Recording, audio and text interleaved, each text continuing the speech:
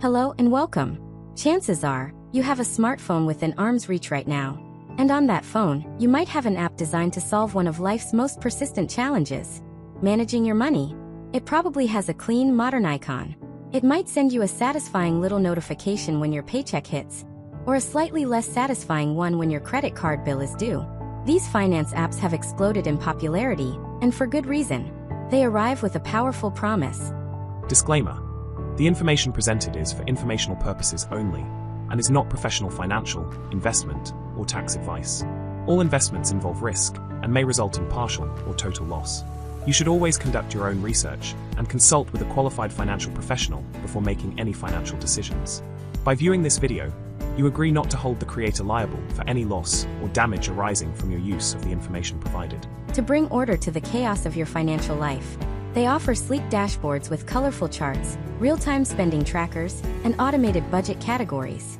They promise to make budgeting, a task that once required spreadsheets, notebooks, and hours of tedious work, as simple as checking the weather. With a few taps, you can see where every single dollar went last month. You can see that you spent $300 on groceries, $150 on gas, and perhaps surprisingly, $200 on streaming services and takeout coffee. This is the promise of modern budgeting. It's data at your fingertips. It's clarity. It's the feeling of control, all neatly packaged in an application that lives in your pocket.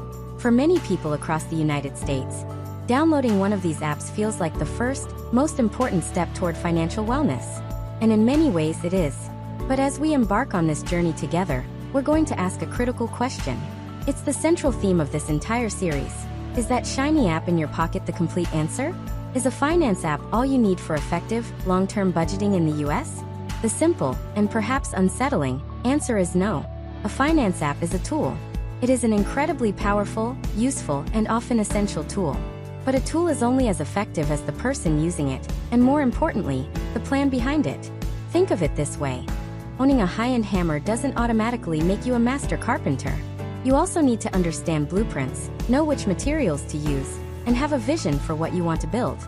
Before we dive deeper into the capabilities and limitations of these apps, let's take a step back and redefine what budgeting truly is.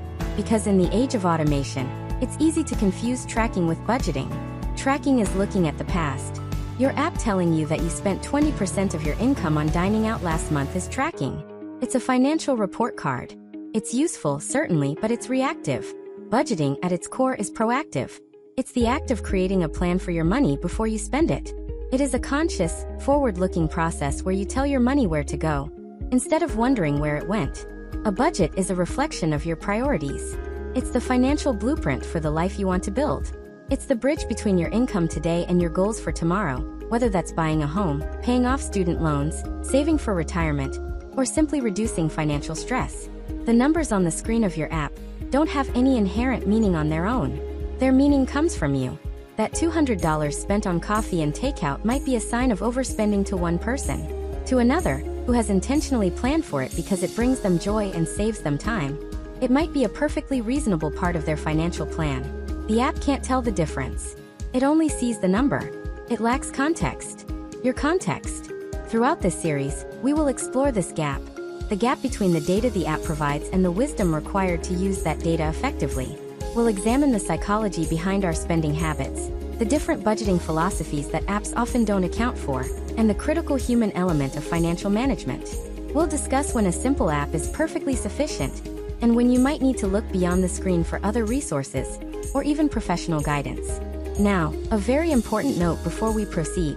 The topics of finance, investing, taxes, and law are highly regulated in the United States, and for good reason. They are complex, and individual circumstances vary greatly. Please consider the content in this entire audio series as for informational and educational purposes only. It is not, and should not be taken as personal financial, investment, legal, or tax advice. We will explore concepts, strategies, and different points of view, but you should always consult with a qualified and licensed professional for advice tailored to your unique personal situation. Our goal here is to empower you with knowledge and broader understanding, so you can have more informed conversations and make better decisions for yourself.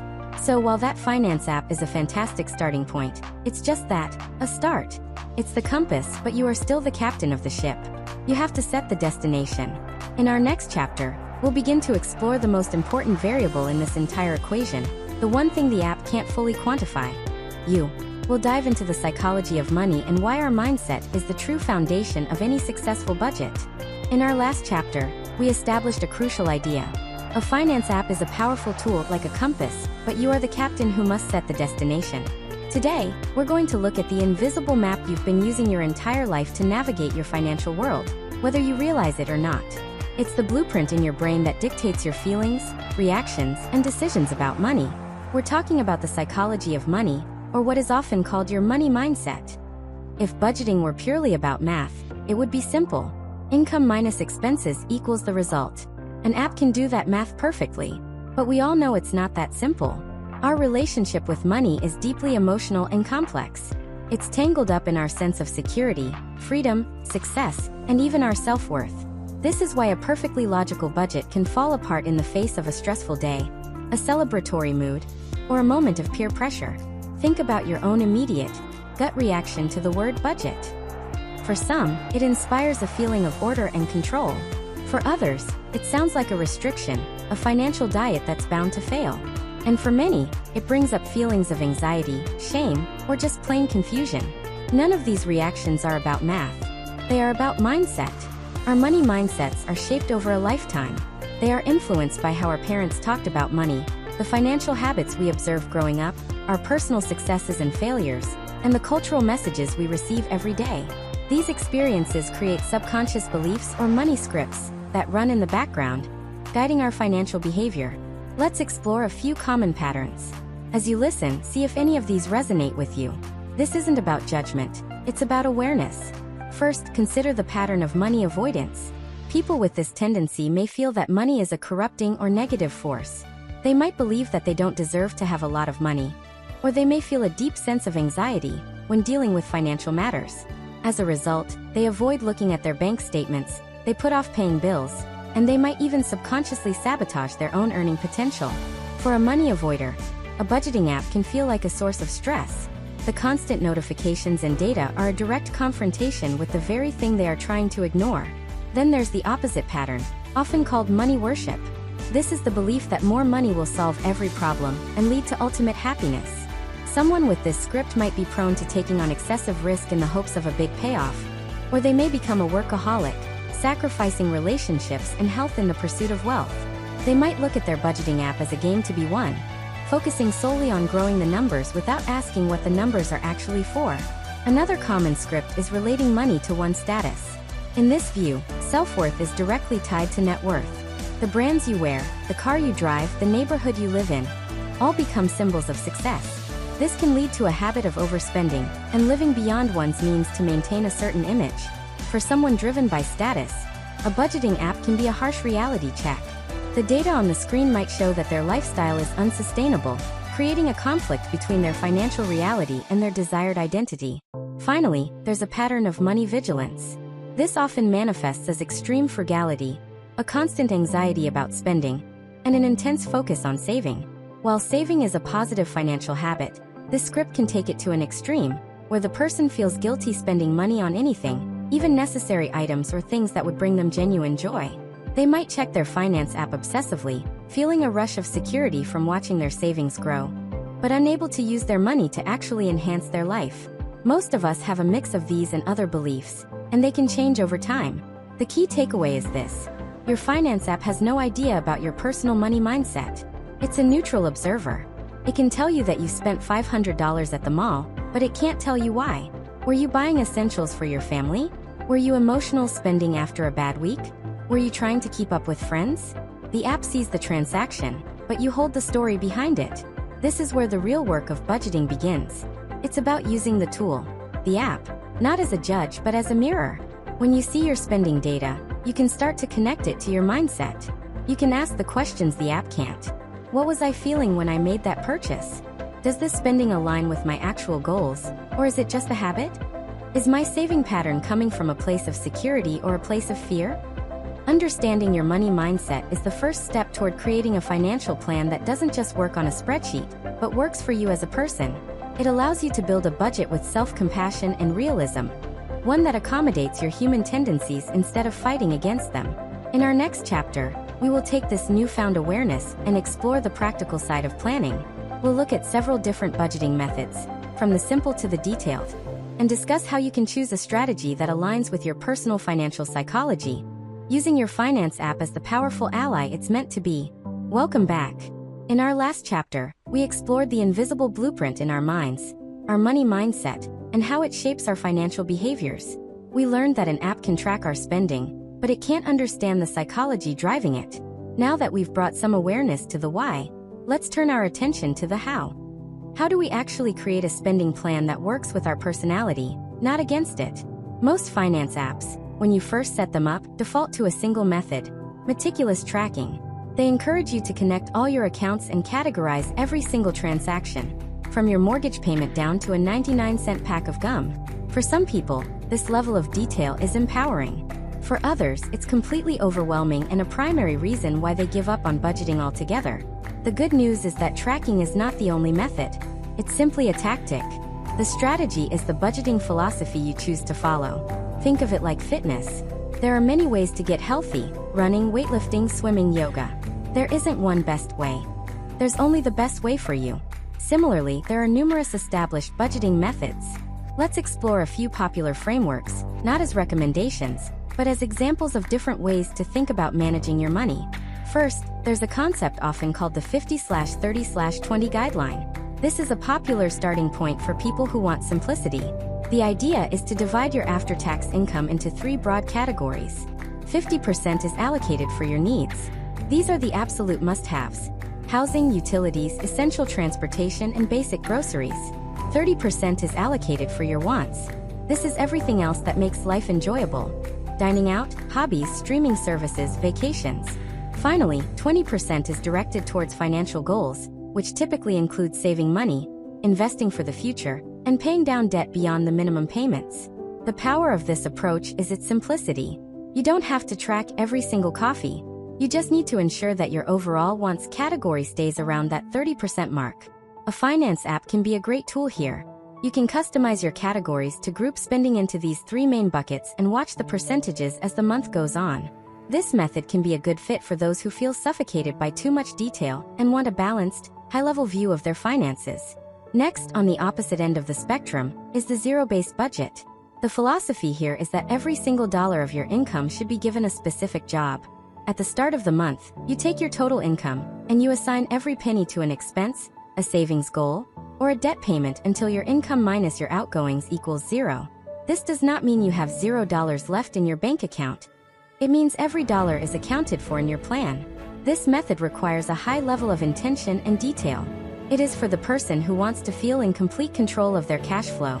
It can be particularly effective for those with variable income, or for anyone trying to aggressively pursue a financial goal, like paying off debt quickly. This is where a modern finance app truly shines. The app becomes your command center, allowing you to create dozens of specific categories and track your spending in real time, to make sure you're sticking to the plan you meticulously laid out for every dollar. Finally, let's consider a method sometimes called pay yourself first, or reverse budgeting. For many, the very idea of restricting their spending feels negative. This method flips the script. Instead of focusing on what you can't spend, it prioritizes what you will save. The process is simple. The moment you receive your paycheck, you automatically transfer a predetermined amount of money into your savings, retirement, or investment accounts. You pay your future self first before you pay any bills or buy any groceries. Whatever is left in your checking account is then yours to spend as you see fit for the rest of the month. This approach is powerful because it automates your most important financial goals. It can be a great fit for people who have struggled to save consistently and who find traditional, detailed budgeting to be tedious. In this system, your finance app plays a supporting role. Its main job is to help you monitor your leftover spending money to ensure you don't run out before your next paycheck. These are just three examples of many different systems. There's the envelope system, value-based budgeting, and more. None is inherently better than another. A zero-based budget might feel liberating to one person and suffocating to another. The 50/30/20 guideline might feel simple and freeing to one person, but too vague for someone else. The goal is to find a framework that aligns with the money mindset we talked about in the last chapter. It's about choosing a strategy that reduces your financial stress, not one that adds to it. Your finance app is a flexible tool. It can support any of these methods, but it can't choose for you. You have to provide the strategy. In our next chapter, we'll get even more practical. We will discuss the nuts and bolts of setting up your chosen app to actually implement these strategies, from customizing categories to setting up alerts that truly help you, rather than just annoy you. Welcome back. In our journey so far, we've explored the promise of finance apps, the importance of our own money psychology, and the different strategic budgeting methods we can adopt. Many people get this far. They download an app with the best of intentions, link their bank accounts, and then stop. They are immediately confronted with a flood of data, dozens of default categories, and a constant stream of notifications. It can feel less like taking control, and more like adding another layer of stress to their life. Today, we're going to tackle that feeling head-on. We're going to discuss how to tame the technology. A finance app shouldn't be your boss, it should be your assistant. And like any good assistant, it needs to be trained to understand what's important to you. The default settings are made for a generic user, but your financial life is unique. Customizing your app is the critical step that transforms it from a noisy data feed into a focused, personal finance tool. Let's start with the most common point of friction: categories. Most apps will automatically create a dizzying number of categories for your spending. Fast food, coffee shops, restaurants, bars, groceries. While this might seem helpful, it can lead to what's known as categorization fatigue, where you spend so much time sorting small transactions that you lose sight of the big picture. The key is to make your categories serve your chosen budgeting method. If you've gravitated towards the 50/30/20 guideline, for instance, you don't need that much detail. You could merge all those different food and entertainment categories into one single master category called wants. This way, at a glance, you can see if the 30% of your budget dedicated to that lifestyle spending is on track, without getting bogged down in the difference between a latte and a lunch special. On the other hand, if you're implementing a zero-based budget, detail is your friend. But even then, the default categories might not be right. You might want to rename groceries to Weekly Groceries Smith's Market and give it a specific weekly dollar amount. You could create a category called Sarah's Birthday Gift for this month only. The goal is to make the categories on the screen perfectly mirror the specific plan you created on paper. And if you're a fan of the pay yourself first method, your categories might be very simple. You might only need 3: fixed bills, savings, and spending money, just to ensure your core obligations are met and you have a general idea of where the rest is going. The point is to consciously design your categories to give you the information you need, and nothing you don't. Next, let's talk about notifications. An app buzzing in your pocket every time you buy something can feel like a nagging parent. It's often unhelpful and easy to ignore, but deep within your app settings, you can usually change these alerts to be far more powerful. Instead of a notification for every single transaction, consider setting up smarter alerts. For example, you could set an alert that says, "Notify me when I have spent 75% of my wants budget for the month." This is a proactive warning. It gives you a heads up that you need to be more mindful for the last week of the month. It's a helpful tap on the shoulder, not a retroactive judgment. Another useful alert might be, "Notify me of any transaction over $100. This helps you keep track of major purchases, and can also serve as an early warning for unusual activity on your account. You could even set up a weekly summary notification that gives you a bird's eye view of your cash flow every Friday morning. The goal is to make each notification a piece of actionable information, not just noise. Finally, let's look beyond the numbers and talk about context. Most transactions are just a name and a number, which strips them of their meaning. Many apps have 2 underutilized features that can fix this: a goals feature and a notes field. If you're saving for something specific, a down payment, a vacation, a new laptop, create that as a specific goal inside the app. When you make a transfer to your savings account, don't just categorize it as savings. Link it directly to that goal. Seeing the progress bar for your Hawaii trip fill up provides a powerful dose of positive reinforcement that a simple savings account balance doesn't. The notes field is just as important. When you review your spending and see Amazon $50, it tells you nothing. But if you took 10 seconds at the time of purchase to add a note like, "New running shoes for 5K training," you now have context. When you look back, you can distinguish between meaningful, planned purchases and mindless, impulsive ones. This simple habit adds the human story back into your financial data. By cleaning up your categories, customizing your notifications, and adding context with goals and notes, you transform the app into a tool that truly serves you. You create a system that reflects your priorities and supports your goals. making you far more likely to stick with it for the long term. In our next chapter, we'll shift our focus from tracking what has already happened to planning for the future, specifically for those pesky, irregular expenses that have a habit of derailing even the most well-laid budgets. Hello and welcome back. So far, we have built a strong foundation. We've customized our app's categories and notifications to align with our personal money mindset and our chosen budgeting method. Our monthly budget for regular, predictable bills like rent, utilities, and subscriptions is starting to look solid. But then life happens. The car needs new tires. The annual membership for a warehouse club is due. Your pet needs an unexpected visit to the vet. These are the budget busters. They are the irregular and sometimes unexpected expenses that don't fit neatly into a monthly plan. They are, without a doubt, one of the primary reasons that well-intentioned budgets fail. You feel like you're on track, and then a single large expense comes along and makes you feel like you have to start all over again. The key to managing these expenses is to reframe them. While the exact timing might be a surprise, the expenses themselves are often quite predictable. We know that car tires wear out. We know that holidays and birthdays happen every year. We know that appliances eventually need repair or replacement. The problem isn't the expense itself, it's that we treat them like emergencies instead of planning for them as future certainties. So, how can we use our budgeting framework to prepare for them? A common and effective strategy is the creation of sinking funds. A sinking fund is simply a dedicated savings account for a specific, anticipated future expense. Instead of trying to cash flow a $600 car repair bill in the month it happens, you sink a small amount of money, say $50, into a car maintenance fund every single month. Think of it as creating your own, personal payment plan for future you. You are breaking down a large, intimidating future expense into small, manageable monthly amounts. This approach transforms a potential budget emergency into a predictable, plan-for-line item. You can create sinking funds for anything you can anticipate: holiday gifts, annual vacations, property taxes, home repairs, or even replacing your laptop in a few years. This is another area where your finance app can be a powerful ally, but it requires a little manual setup. You might create a category in your budget called Sinking Fund Contributions. Every month, you would budget a total amount for this category. Let's say $200. Then you would have separate line items within that category. Car Fund $50, Vacation Fund $100, and Gifts Fund $50. When you get paid, you would physically transfer that $200 from your checking account into a separate high-yield savings account. This separation is key. It prevents you from accidentally spending the money you've earmarked for future expenses. In your app, you would simply categorize that $200 transfer as sinking fund contributions.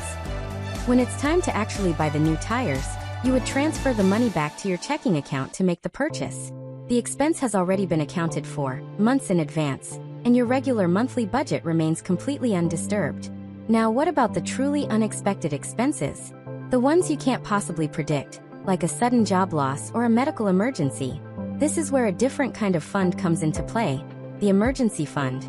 While a sinking fund is for known, irregular expenses, an emergency fund is for unknown, true emergencies. The purpose of this fund is to provide a financial cushion that can cover your essential living expenses for a period of time if your income suddenly stops. Common financial literacy resources often suggest aiming for an amount that could cover 3 to 6 months of essential living expenses, but it's important to note that this is a general guideline and not a specific recommendation. The right amount for any individual depends entirely on their unique circumstances, such as their job stability, income, and personal comfort level with risk. Like with sinking funds, the most effective way to build this fund is to treat it like a non-negotiable monthly bill. You decide on a manageable amount to contribute each month, and you automate the transfer to a separate, liquid savings account. This isn't money you plan to touch for vacations or car repairs. It's a safety net for genuine crises.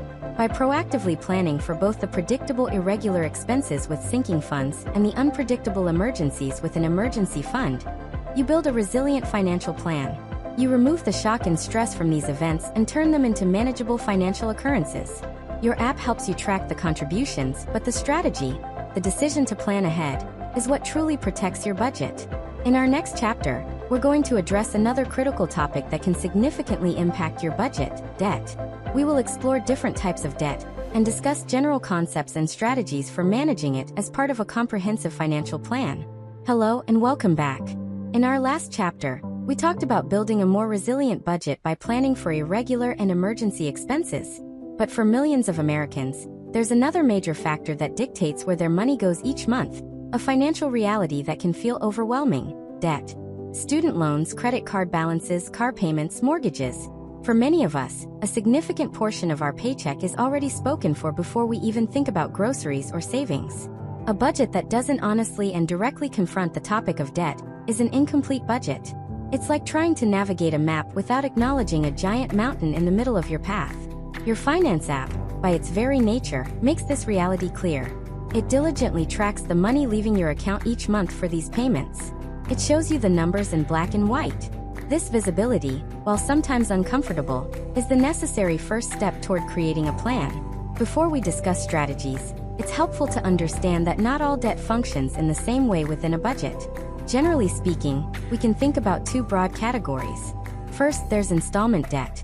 This includes things like mortgages, auto loans, or personal loans. They typically have a fixed interest rate and a fixed monthly payment for a specific period. They are predictable. You know exactly how much is due and when, making them relatively simple to plug into your monthly spending plan.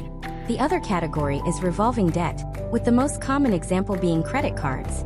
With revolving debt, you have a credit limit you can borrow against as needed. Your balance can go up or down, and your minimum payment can change from month to month. This variability makes it a more dynamic and sometimes challenging element to manage within a structured budget. The key factor with most forms of debt, of course, is the interest, which is the cost of borrowing the money in the first place. Once you have a clear picture of your debts, the next step is incorporating a repayment strategy into your budget. While making minimum payments keeps your accounts in good standing, many people aspire to pay their debts down faster to reduce the total interest paid over time. When it comes to strategies for paying more than the minimum, there are many different philosophies. Let's explore two common conceptual approaches, not as advice, but as examples of how different people tackle this challenge. One popular philosophy is often called the momentum method. The idea here is to focus on psychological wins to build motivation. A person using this approach would list their debts from the smallest balance to the largest, regardless of interest rates. They would make the minimum payment on all debts, but they would channel all their extra available money towards paying off that single smallest debt. Once it's paid off, they experience a quick, motivating victory. They then take all the money they were putting towards that first debt and roll it over to the next smallest debt, creating a growing snowball of payments. Proponents of this approach find that the emotional boost from clearing debts quickly helps them stay engaged and committed to their plan. An alternative philosophy could be called the mathematically optimized method. This approach prioritizes interest rates above all else. A person using this strategy would list their debts from the highest interest rate to the lowest, regardless of the balance. They would make the minimum payment on everything, but funnel every extra dollar towards the debt with the highest interest rate. While it might take longer to get that first win of paying off a full account, this method is, in pure financial terms, often the path that results in paying the least amount of interest over the life of the loans. This approach appeals to those who are motivated by numbers and optimization. It is critical to state that these are just two of many philosophies. There is no single best strategy that fits everyone. The right path for any individual depends on their specific financial details, their personality, and what motivates them. For those with complex debt situations, seeking guidance from a qualified and certified nonprofit credit counselor or a licensed financial professional is a common and often sensible course of action. Regardless of the approach one chooses to explore, the key is to integrate it into your budget. Your budget must have a specific line item, extra debt payment, and that amount must be realistic and sustainable. Your finance app then becomes your progress tracker. It's no longer just a tool for seeing money go out. It's a tool for watching your loan balances go down. Seeing that progress, month after month, can provide the powerful motivation you need to stick with your plan. In our next chapter, we'll flip the script and look at the other side of the budget equation: income. Specifically, we'll discuss strategies and concepts for budgeting when your income isn't the same predictable amount every single month. Welcome back. In our discussion so far, we have largely operated on a common assumption that a predictable amount of money comes in each month. For tens of millions of Americans, freelancers, gig workers, commissioned salespeople, small business owners, and many others, this is simply not the reality. Their financial life is an income roller coaster, marked by feast or famine cycles that can make traditional monthly budgeting feel frustrating. Disclaimer: the information presented is for informational purposes only and is not professional financial, investment, or tax advice. All investments involve risk and may result in partial or total loss. You should always conduct your own research and consult with a qualified financial professional before making any financial decisions. By viewing this video, you agree not to hold the creator liable for any loss or damage arising from your use of the information provided. If not impossible, when your income can double one month and be cut in half the next, how can you possibly create a stable spending plan? This is a challenge that a finance app, on its own, cannot solve. The app can dutifully track the income as it arrives, but it can't predict it. The key to conquering the variable income challenge is to create a system that builds a dam, so to speak, a system that collects the unpredictable floods of income and releases it as a steady, predictable stream into your monthly budget. Let's explore a couple of common strategies that people use to achieve this. The first is a concept we can call the 1 month ahead method. The core idea is to create a buffer, a 1-month cushion between you and the money you earn. The goal is to save up enough money to cover 1 full month of your essential and regular expenses. Once you have this buffer in place, you begin to live on last month's income. Here's how it works in practice. All the income you earn in the current month, let's say it's September, is deposited into your checking account, but you don't touch it for your September budget. You live through September using the income you earned and saved up from August. On October 1st, you look at the total amount of money you earned in September. That total amount becomes the fixed, known number you have to budget with for all of October. You have turned a variable, unpredictable month of earnings into a single, predictable paycheck for the following month. This method completely removes the guesswork from your monthly budgeting process. Another popular and similar strategy can be thought of as the pay yourself a salary method. This is especially common for small business owners and freelancers. It involves setting up 2 distinct bank accounts, an income or business account, and your regular personal account. All of your variable income, every single payment from every client, gets deposited directly into that income account. Then, based on your financial history, you determine a realistic, consistent salary for yourself. This should be a conservative number, based on what you need to live on and what your business can reliably afford, even in a slower month. On a regular schedule, say the 1st and 15th of the month, you transfer only that fixed salary amount from your income account to your personal account. Your personal budget, and the finance app connected to it, only ever sees this steady, predictable paycheck. It behaves just like a traditional salary. In months where you earn more than your salary, the surplus simply builds up in your income account. This surplus isn't extra spending money. It's the critical buffer that will cover your salary during a lower earning month in the future. Both of these strategies accomplish the same goal. They create predictability out of unpredictability. They allow you to create a consistent monthly budget for your household, even when your earnings are anything but consistent. Now, a crucial part of managing variable income is having a plan for the feast months. When you have a really great month and that income account balance swells, it can be tempting to increase your spending. A proactive plan for that surplus is essential. This is your opportunity to aggressively pursue your financial goals. A plan for any surplus funds might include building up your emergency fund, putting extra money into your sinking funds for future expenses, making larger payments towards debt, or setting funds aside for future business or tax obligations. Budgeting with a variable income requires more discipline and foresight, but it is far from impossible. By creating a system to smooth out your cash flow, you can get off the income roller coaster and build the same stable financial foundation as someone with a fixed salary. In our next chapter, we'll introduce another layer of complexity that many people face.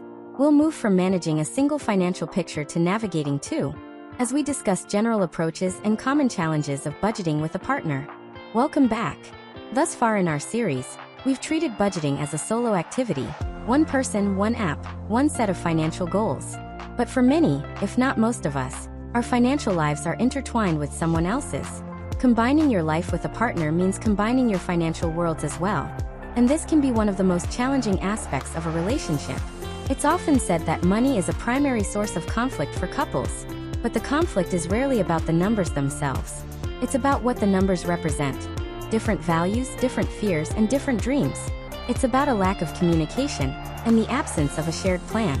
A finance app can show both of you where the money is going, but it cannot create a shared vision for you. That part is deeply human. Before any app or system can be effective, a foundation of communication must be built. A powerful tool for this is the concept of a regular money meeting. This isn't a time to assign blame for past spending. It's a scheduled, calm, and collaborative check-in on your shared financial life. Think of it as a regular business meeting for Household Incorporated.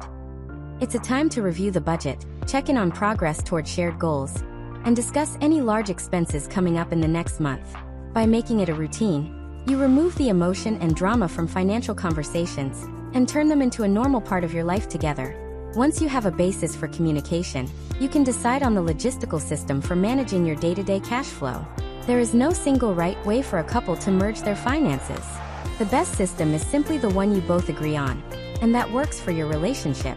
Let's explore a few common models, not as recommendations, but as frameworks to consider. First is the all-in or fully merged approach. In this model, both partners deposit their entire paychecks into one joint checking account. All household bills, personal spending, and savings contributions come out of this single pot of money. Couples who adopt this system often appreciate the simplicity and the powerful feeling of "we're in this together." It can make tracking very straightforward since every transaction happens in one central place. This approach requires a high level of communication and mutual trust, as both partners have equal access to all of the funds. A second and very popular model is the yours, mine, and ours or hybrid system. Here, the couple maintains 3 accounts. Each partner has their own individual checking account for their own personal, discretionary spending. Then they have a third joint checking account. This ours account is used to pay for all shared expenses: the rent or mortgage, utilities, groceries, and so on. The couple agrees on how to fund the joint account. Some split it 50-50.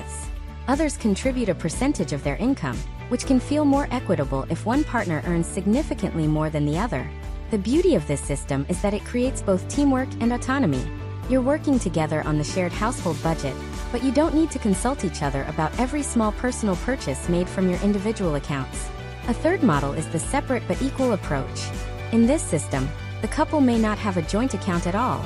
They keep their incomes in separate accounts and agree on a clear division of financial responsibilities. For instance, one partner might be responsible for the mortgage and car payments, while the other is responsible for all utilities, groceries, and childcare costs. This system is often favored by couples who want to maintain a high degree of financial independence, or those who enter a relationship with pre-existing complexities like significant personal assets or debts. Transparency and regular communication are absolutely critical here to ensure the division of labor feels fair and equitable to both partners over time. Your finance app can be adapted to any of these systems. Many modern apps now have features that allow you to share accounts with a partner, giving both of you visibility into your joint finances. The app can serve as a neutral third-party source of truth. It presents the data, which you can then use as the starting point for your blame-free money meetings. Ultimately, choosing a system is less important than the conversation that leads to the choice. It's an opportunity to talk about your shared goals. Do you want to buy a house? Travel the world? Retire early? Your joint budget is simply the financial tool that will help you get there, together. In our next chapter, we'll turn our attention to those big, long-term goals. We'll discuss how to incorporate saving for major life events, like retirement or a down payment, into your monthly budget.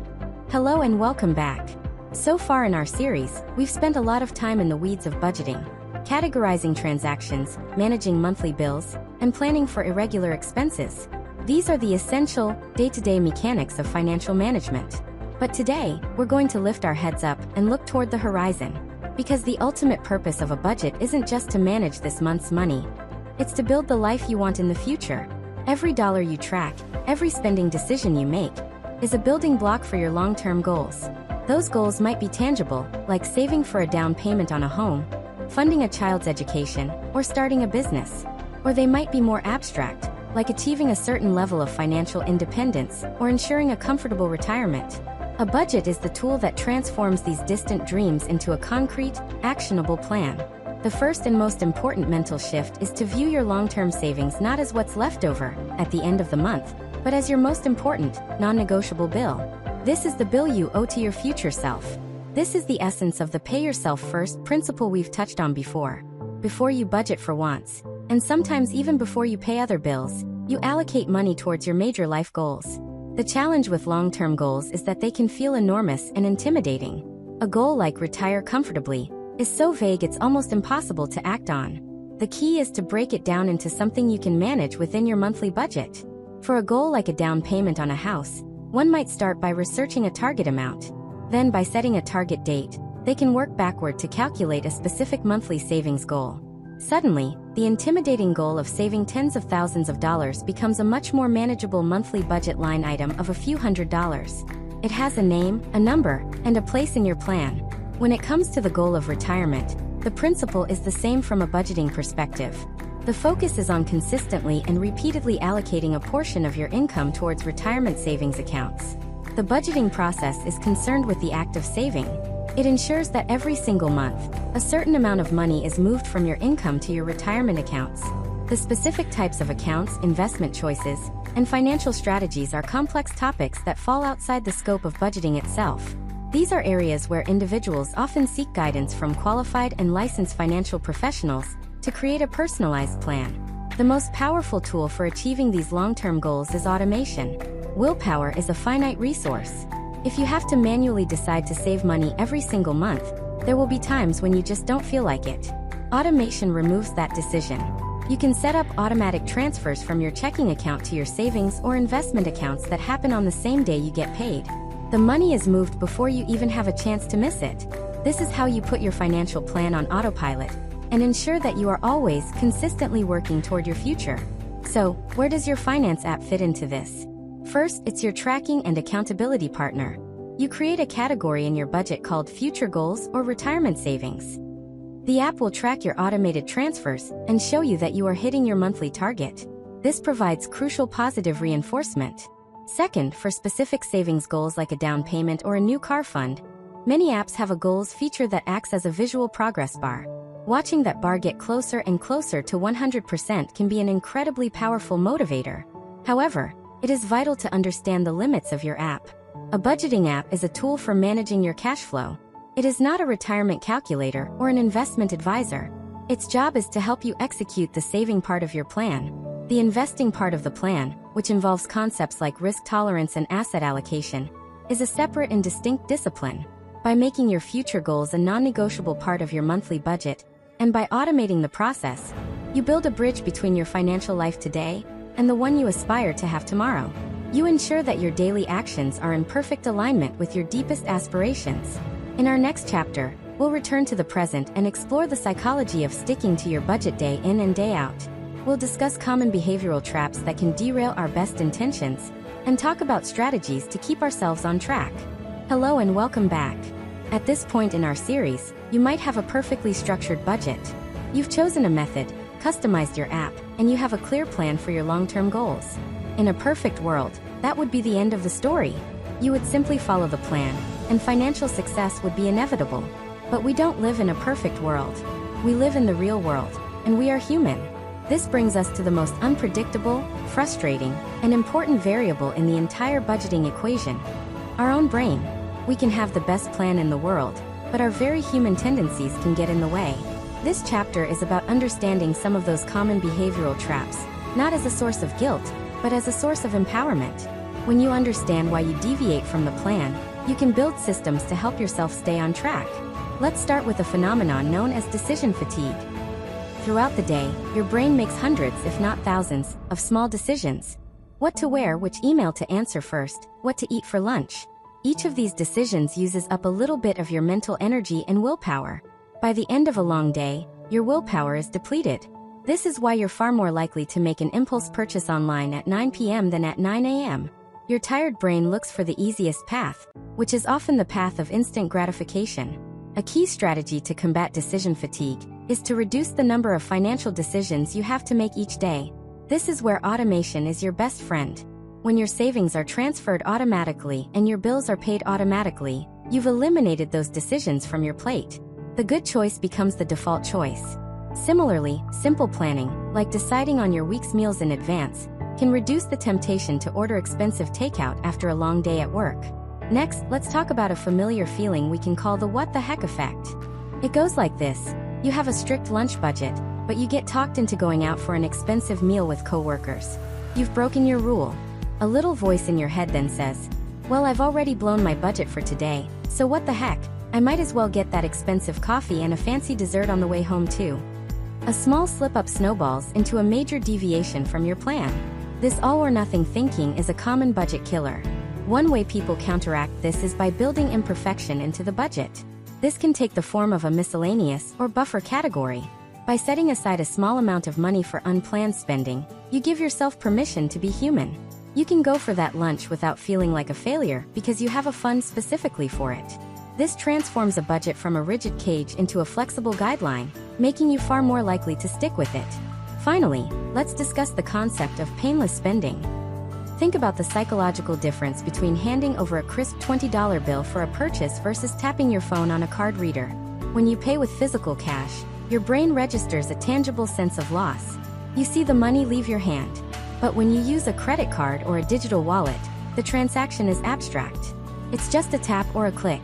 Modern technology is masterfully designed to reduce the pain of paying, which makes it incredibly easy to overspend without realizing it. To counter this, you can find ways to reintroduce a moment of friction or conscious thought into your spending process. This doesn't mean you have to use cash for everything. It could be as simple as instituting a 24-hour waiting period for any non-essential online purchase over a certain amount. Put the item in your cart, but don't buy it until the next day. That small delay is often enough for the initial impulse to fade, allowing you to make a more logical decision. Understanding these tendencies is not about self-criticism. It's about recognizing that our brains are not always wired for perfect, logical financial decision-making. The goal is not to become a robot, but to create a financial system that accounts for your humanity. A system that makes it easy to do the right thing, and just a little bit harder to do the wrong thing. In our next chapter, we'll discuss what to do when your plan, and your life, inevitably changes. We'll explore how to review, audit, and adjust your budget so that it remains a relevant and useful tool over the long run. Welcome back. We've spent a lot of time building a solid budgeting foundation, from choosing a method to understanding our own behavioral quirks. But there's a common trap that many people fall into. They treat their budget like a stone tablet, created once and meant to last forever. The reality is that a budget is a living document. It's a financial snapshot of your life right now. And as your life changes, your budget must change with it. An outdated budget isn't just ineffective. It can be a source of frustration and failure. The key to keeping your budget relevant is to approach it proactively. This means conducting regular budget audits. This doesn't have to be an intimidating process. It can be a simple 15-minute check-in each month, a more thorough review each quarter, and a deep dive once a year. During this review, you're not looking for reasons to feel guilty. You're looking for data. Ask yourself a few questions. Are there categories where you consistently overspend? If you've budgeted $400 for groceries every month for the last 6 months, but your app shows you've actually spent an average of $500, your budget isn't realistic. The data is telling you that the number needs to be adjusted.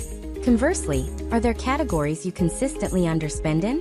Perhaps that's money that could be reallocated to a more important goal. A budget audit is your chance to align your plan with your reality. Now, let's talk about how to handle major life changes. Let's start with a positive one. You get a raise or a new, higher-paying job. This is fantastic news, but it comes with a common financial pitfall known as lifestyle creep. This is the natural tendency for your spending to rise to meet your new income. You get a $500 a month raise, and without even thinking about it, you start spending an extra $500 a month on nicer dinners, more subscriptions, and other small upgrades. A year later, you're earning more, but you feel just as financially stretched as before. The most effective way to manage a pay increase is to make a plan for the new money before it even hits your bank account. Sit down and treat that raise like a separate pool of money. Then, using the principles of a zero-based budget, give every new dollar a job. You might decide that 50% of the raise will go toward long-term savings, 30% will go to accelerated debt repayment, and 20% will be used for a conscious, planned lifestyle upgrade. By being intentional, you ensure that your raise actually improves your financial position, rather than just inflating your spending. Of course, life changes aren't always positive. Sometimes, we face challenges like a sudden job loss, a pay cut, or a major expense that forces us to rethink everything.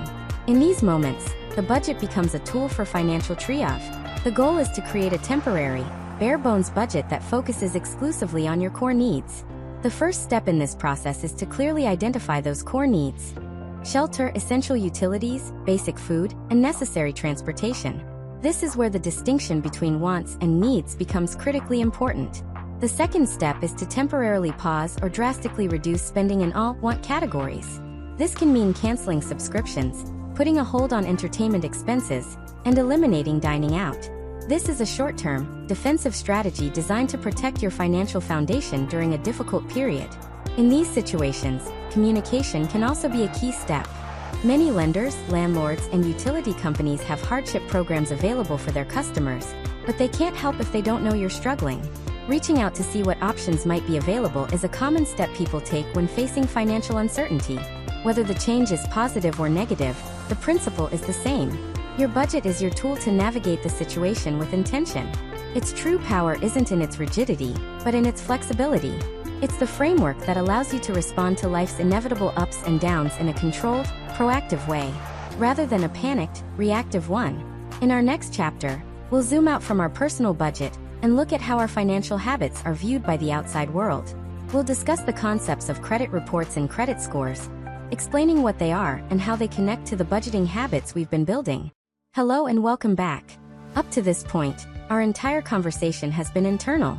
We've focused on the tools and mindsets you use to manage your own money, for your own eyes. Your budget and your finance app are your private command center. Today, we're going to discuss the system that exists outside of your app. The external system that keeps a record of your financial behavior, creating what amounts to your financial reputation. We're talking about the world of credit.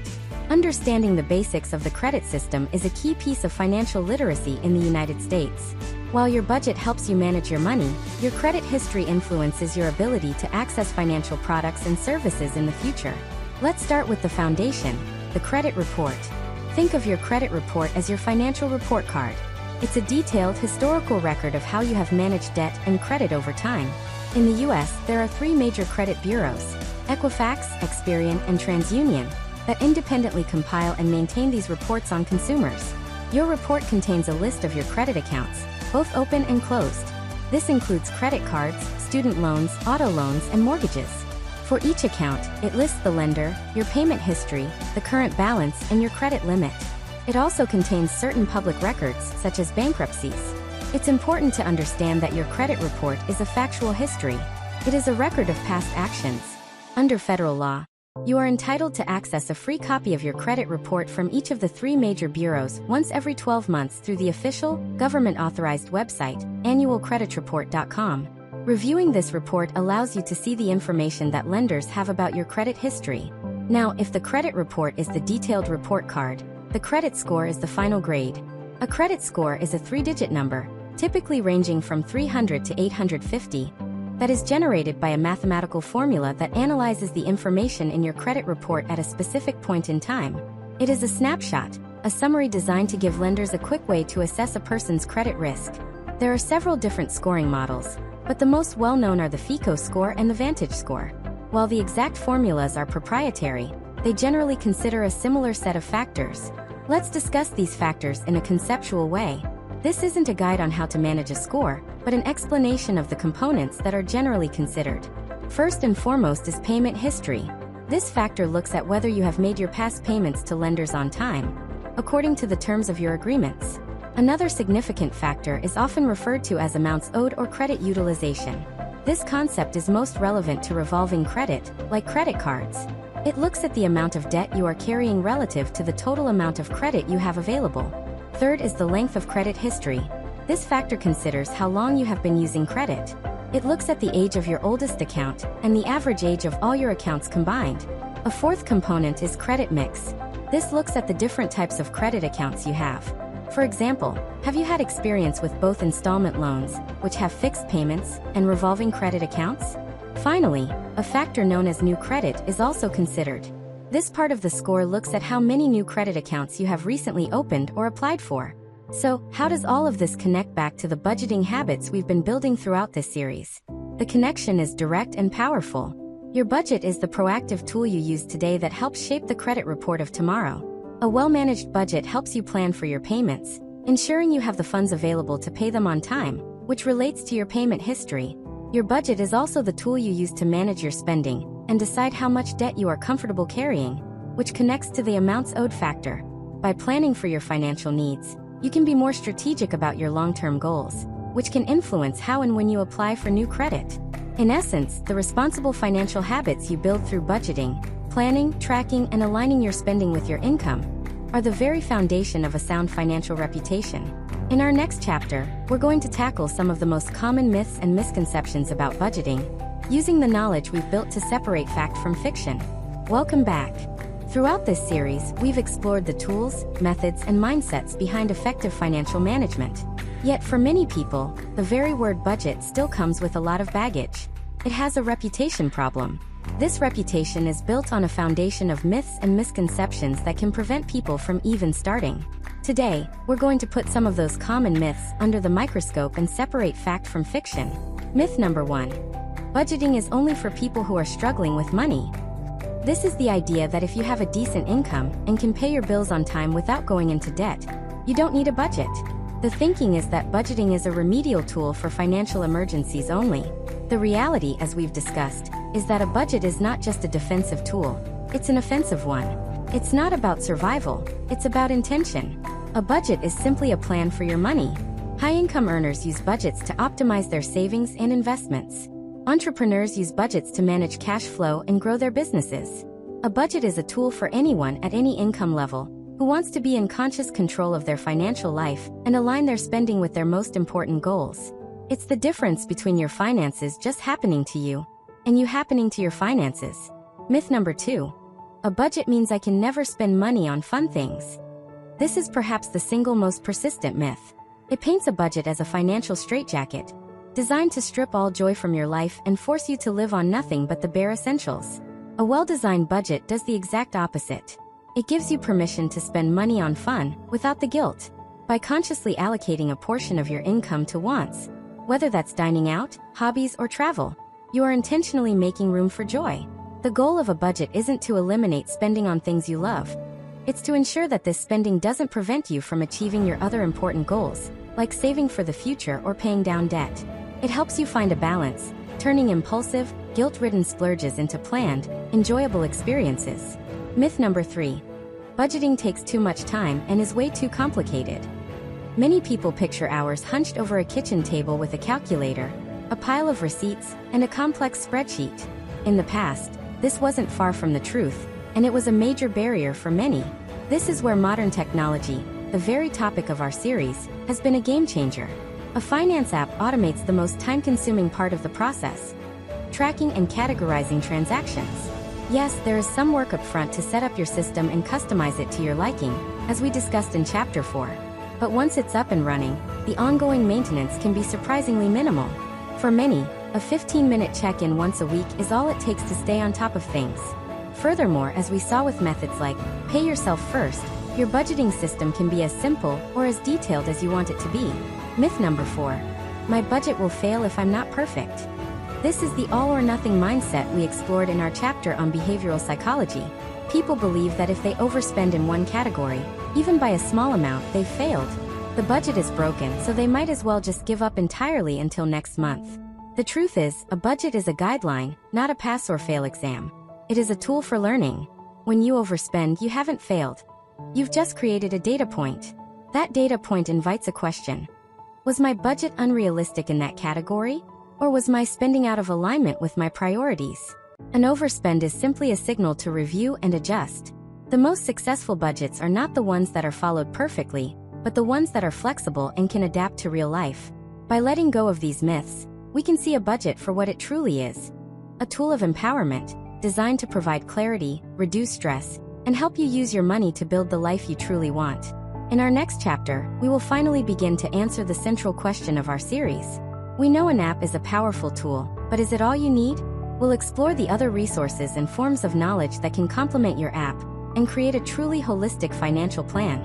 Welcome back. For 13 chapters, we have explored nearly every facet of a modern finance app. We've learned how to set it up, how to align it with our mindset, and how to use it to navigate everything from debt to variable income. We now arrive at the central question of our entire series. Disclaimer. The information presented is for informational purposes only and is not professional financial, investment, or tax advice. All investments involve risk and may result in partial or total loss. You should always conduct your own research and consult with a qualified financial professional before making any financial decisions. By viewing this video, you agree not to hold the creator liable for any loss or damage arising from your use of the information provided. Is a finance app all you need for budgeting in the United States? By now, the answer should be clear. No, it is not. A finance app is an indispensable tool. It is the dashboard of your financial car, showing you your speed, your fuel level, and your direction of travel. But you still need the engine, the fuel, and a good roadmap to reach your destination. Today, we're going to talk about the rest of that toolkit, the resources that exist beyond the app to create a truly complete and resilient financial life. First, let's talk about knowledge and education. Your app provides you with your personal data, but it doesn't provide the wisdom to interpret that data or make informed decisions. Building your own financial literacy is paramount. This doesn't mean you need to become a financial expert. It simply means understanding the basic concepts that govern your financial life. There is a vast world of high-quality, unbiased educational resources available. Government agencies like the Consumer Financial Protection Bureau, or CFPB, and the FDIC offer a wealth of free educational materials for consumers. Public libraries are treasure troves of books on personal finance.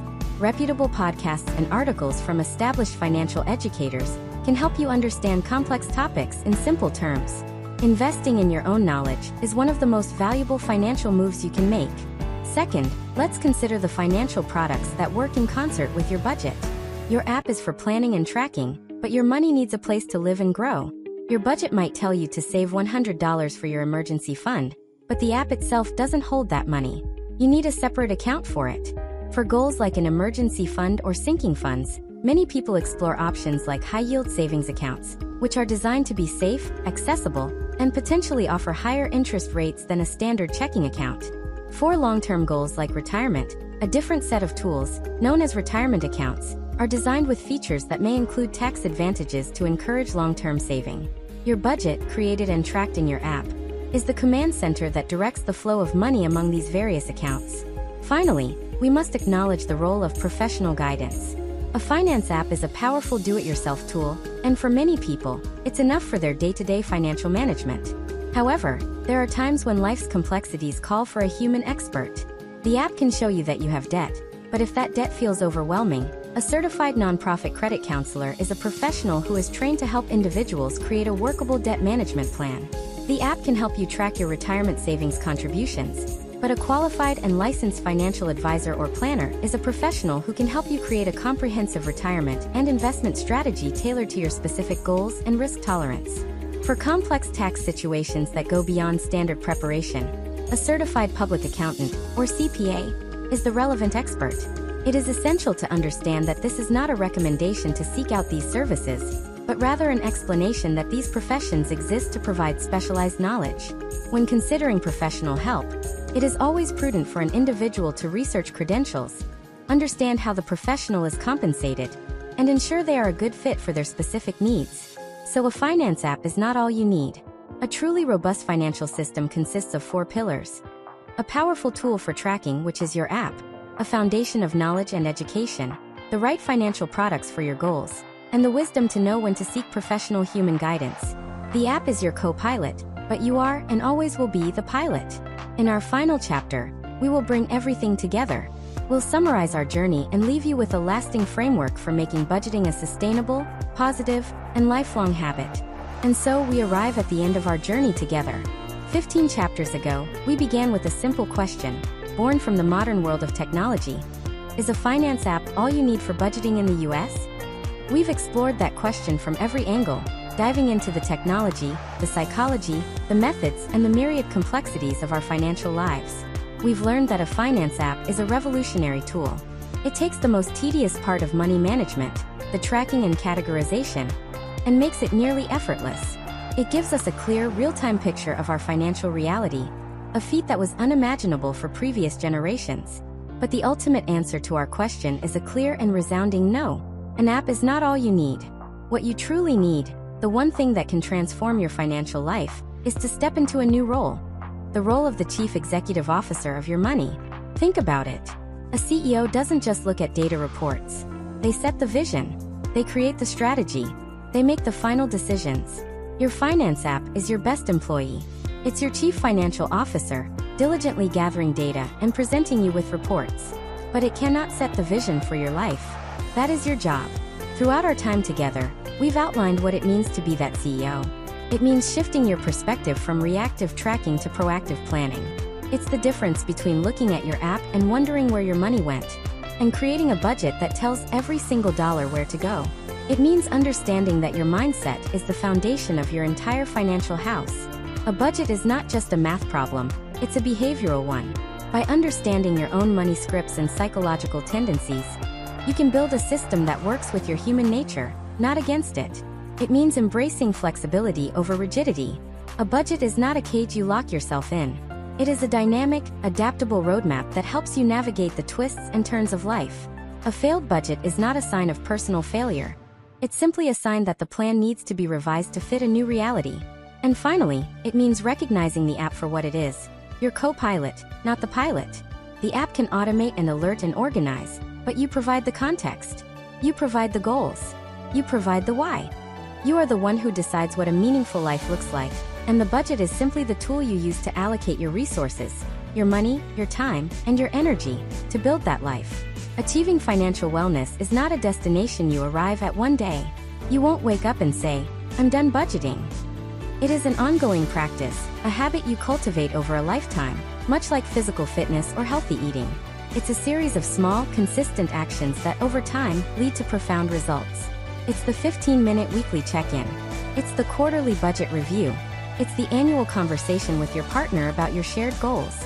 The true goal of this entire process is not just to have a balanced budget. It's to achieve a sense of peace and control over a part of life that causes so many people so much stress. It's about quieting the financial anxiety that hums in the background of modern life. It's about gaining the confidence to make big life decisions. It's about having the freedom to use your money as a tool to express your values and achieve your dreams. So as we conclude, I want to leave you with this final thought. The promise of the finance app was simplicity and clarity, and it has delivered on that promise. But the true power to change your life has been with you all along. It doesn't live in the cloud or in the code of an application. It lives in your decisions, your intentions, and your commitment to your future self. Disclaimer: the information presented is for informational purposes only and is not professional financial, investment, or tax advice. All investments involve risk and may result in partial or total loss. You should always conduct your own research and consult with a qualified financial professional before making any financial decisions. By viewing this video, you agree not to hold the creator liable for any loss or damage arising from your use of the information provided.